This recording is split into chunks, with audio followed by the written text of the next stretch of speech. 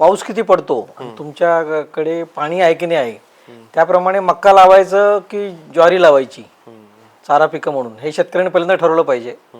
आणि समजा तुम्ही जूनमध्ये लागवड केली तर 3 महिन्यानंतर तुमचं पीक जे आहे ते मुरघास बनवण्याकरता तयार होणार आहे. बरोबर.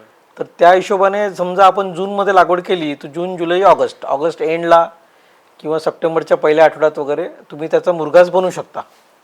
आणि एवढंच आहे की जेव्हा तुम्ही मुरघास बनवणार असाल, जेव्हा कापणी करणार असाल त्यावेळी खूप धोधो पाऊस असेल तर तुम्हाला ते कापणी करणं शक्य होणार नाही. बरोबर. कारण लेबरचा प्रॉब्लेम असतो खरीप सीझनमध्ये. आणि समजा यावर्षी तर पाऊस कमी पडला त्याचा अर्थच असा आहे की रब्बीमध्ये आपण जी पिकं उगवणार आहे त्याला पाणी आणायचं कुठून हा एक मोठा प्रश्न असणार आहे.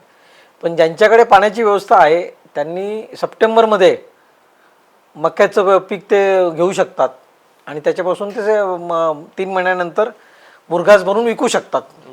कारण उन्हाळ्यामध्ये मुरघासाची डिमांड चांगली असते. बरोबर. त्यावेळी जर तुम्ही सप्टेंबर ऑक्टोबरमध्ये जर मक्याचं पीक लावलं तर 3 महिन्यानंतर डिसेंबर जानेवारीमध्ये तुम्ही त्याला कापून त्याचं मुरघास बनवून ठेवून दिलं की 40-45 दिवसाने म्हणजे मार्च महिन्यापासून तुमचं मुरघास विकायला उपलब्ध होऊ शकतं.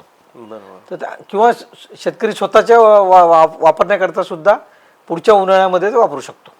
त्यामुळे शेतकऱ्याला आता यावर्षी 2 वेळा मुरघास बनवायचा आहे. आता जूनमध्ये पीक लावा, 3 महिन्यानंतरचा मुरघास बनवा आणि पुन्हा असेल पाणी तर सप्टेंबर ऑक्टोबर पुन्हा पीक लावा म्हणजे पुढच्या उन्हाळ्याकरता तुमच्याकडे मुरघास रेडी राहील.